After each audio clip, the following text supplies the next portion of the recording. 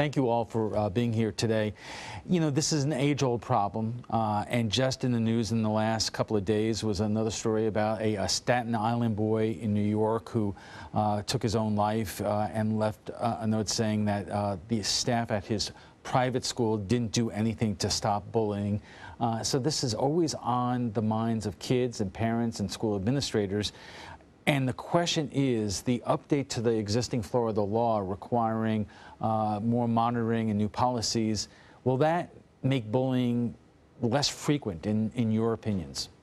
Well, the update to the law just requires schools to have a process for receiving reports rather than reporting. So it's a small change in verbiage, but it really kind of focuses on, okay, what are you going to do once you do receive the report? So I don't think you're going to see a decrease in bullying behaviors necessarily, but you're hopefully going to see an increase in effective investigations by schools when they do receive reports of bullying. The one thing we've got to remember, though, is about 10% of bullying cases only are brought to the attention of adults. It's a clandestine behavior. So not as many. We need to get out there and make sure these things are reported more often, and then our processes can kick in. Deborah, in terms of Sarasota County, how have you changed what you do in terms of handling these cases?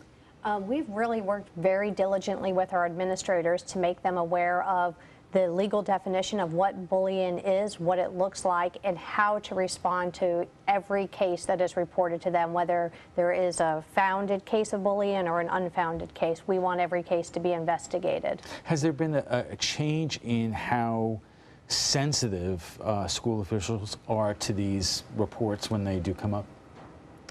We're hoping that in all of our schools that we treat every student, every situation with respect. We've been working really hard with positive behavior supports in terms of creating a culture of acceptance and respect for every student.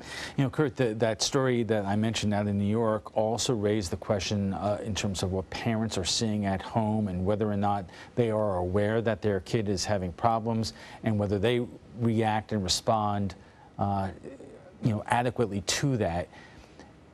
Do you think the word is getting out there to parents that in terms of what to look for and how to respond? Well, I was going to say, I think one of the things that I've seen here locally as well as nationally, our school districts are doing a much better job in terms of educating parents and having those avenues to where kids can report.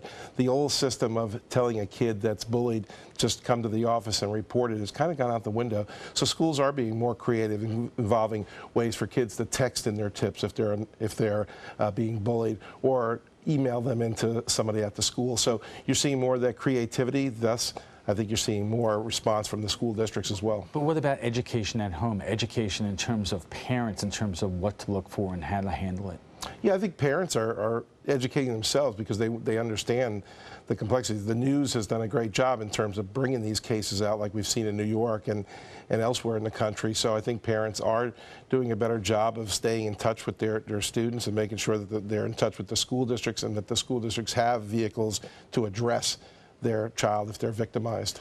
All right, what should we be making about this? According to a recent news story, Florida school suspension rates are actually at a 3-year low, according to the Department of Education. Students were suspended less frequently last year as opposed to the year before in terms of bullying type complaints. Is it because bullying is down, or there's been an effort to change the regulations in terms of out-of-school suspensions? Difficult to say whether bullying is down or not. You have to, as a district, really survey your students, your parents, your teachers, and staff to find out what the rates are. And you've got to do that on an annual basis, and that can be cumbersome. But I'm hoping that it's a combination of that and an awareness that out-of-school suspension is not exactly an effective intervention for dealing with bullying, whether it's victims, whether it's perpetrators, whether it's bystanders, anybody. We need to have more effective interventions in place to be able to deal with this behavior rather than out-of-school suspension. Well, what is the effective response to this when you have a child in a school who's accused of being a bully? Well, I think one of the things that we're missing in our schools is the opportunity for prevention education. When you talk about the educational mandates that are placed in our schools by Tallahassee, it's all about academics. There's very little time to be able to teach children from each grade level as they move up, how to deal with conflict resolution. What do you do when you see another student being bullied? What do you do when it happens to you? And I think these opportunities for affective education, character education, they need to be put back into our schools. and we need to find the time to be able to do that. Well, Deborah, if you're not going to remove the bully from the school, how do you effectively deal with them?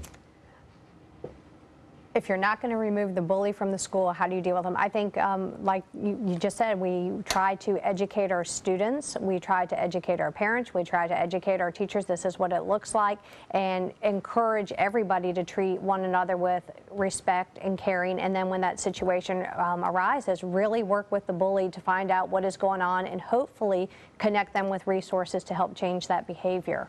Well, Kurt, you deal with these issues not only on the Suncoast, but all over the country.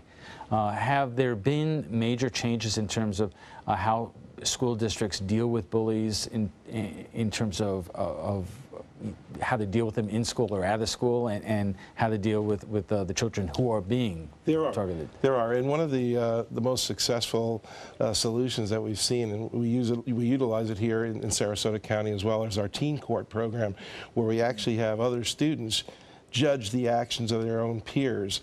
And that's been a very effective program because it puts them actually in kind of a quasi-court environment to understand that the next step may actually be a real criminal court, because oftentimes some of these incidents lead to a criminal act.